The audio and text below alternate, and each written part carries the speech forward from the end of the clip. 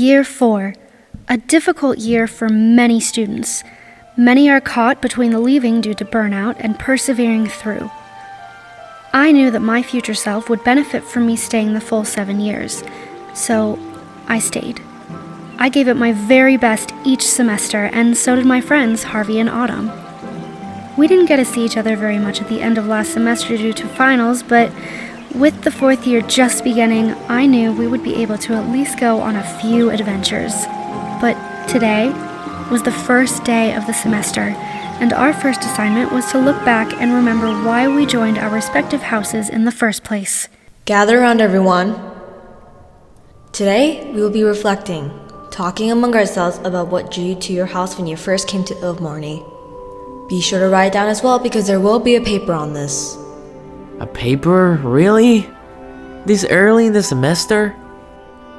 Don't complain, Harvey. You've had all summer to relax from schoolwork.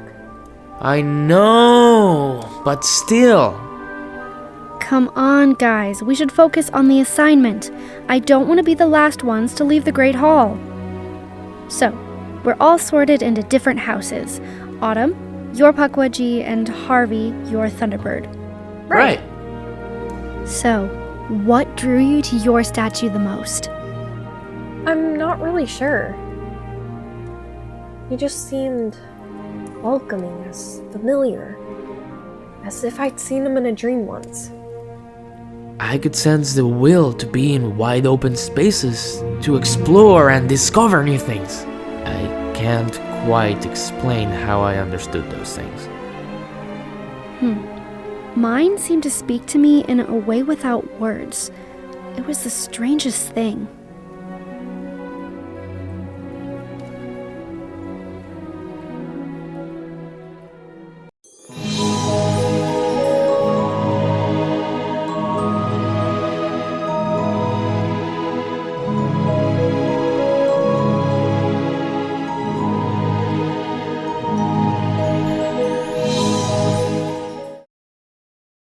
I remember standing before 4 statues, eyes wide and anticipation building in my stomach. Wampus, Thunderbird, Pukwudgie, and Horned Serpent all stood before me. One would be for me, I just wasn't quite sure which one in that moment. I ran my hand along the first statue of a feline.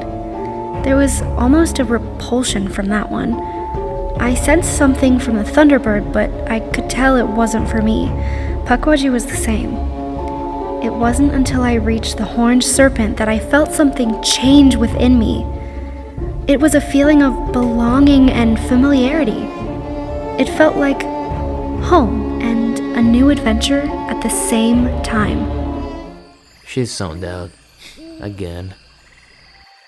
Now give her a break, Harvey. Like you don't zone out every time you see a girl in class. Okay, but my reasoning is valid. I was just brainstorming for the assignment. Nothing more and nothing less. 1 more minute left until you turn in your papers. Please make sure all grammar is correct and in the correct lines on the paper. I'm finished. I'm finished as well. Julian, are you finished? You see what I'm talking about? This happens almost every time. I'm so sorry. I was just... Brainstorming. We know. We have to turn in our papers now. Time's up. Everyone, hand me your papers. Alfred, could you maybe stop pushing me for a second? I actually want to get a good grade, and I can't focus with you. The assignment is over. What do you mean to get a good grade? Did you even do the work? Of course I did. What makes you think I didn't? Because you have your wand out, and I assume you're trying to do some spell to make your assignment correct. Look, Alfred, I don't appreciate your... Can you guys be quiet? It's already loud enough as it is. Julian Carrow. What a quite interesting student. Yeah. Thanks. Okay, guys, I'll catch up with you two later. Where are you going? Just to get a breath of fresh air. I've been feeling on edge all day. It must be the moon. Or something. The moon?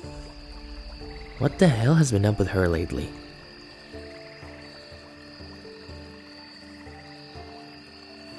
Maybe it was the moon changing my tide of life. I truly didn't know. All I knew is that I felt different this year. I felt as though I couldn't fight this inner pleading to what? I couldn't place it. What did it want me to do? I found myself spacing out more and more often during class. It was hard to focus and my grades began to slip.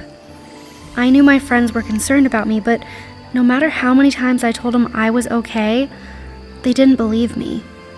I couldn't blame them. Something was up, but I needed to find out what that something was before sharing it with Autumn and Harvey. It would be days before they finally confronted me to find out what's going on.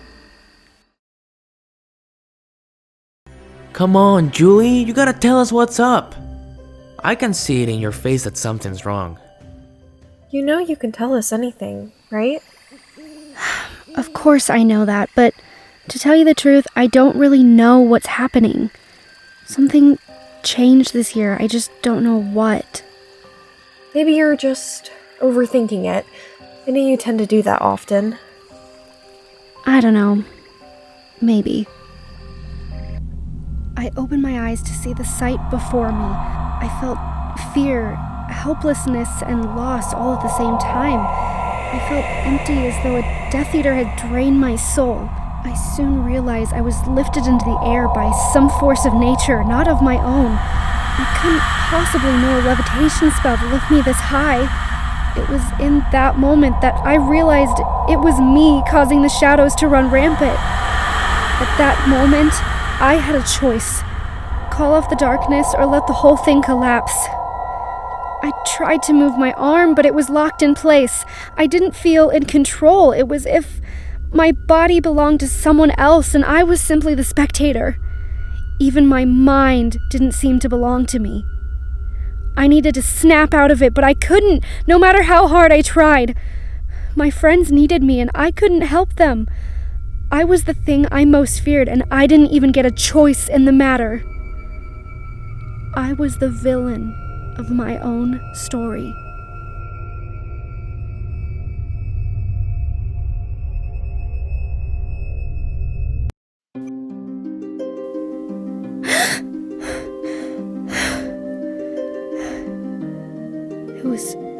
It was just a dream. It was all just a dream. This wasn't going to be how my story ended. Not for me, not for anyone. But my battle was against fate, and I feared fate wasn't one to lose.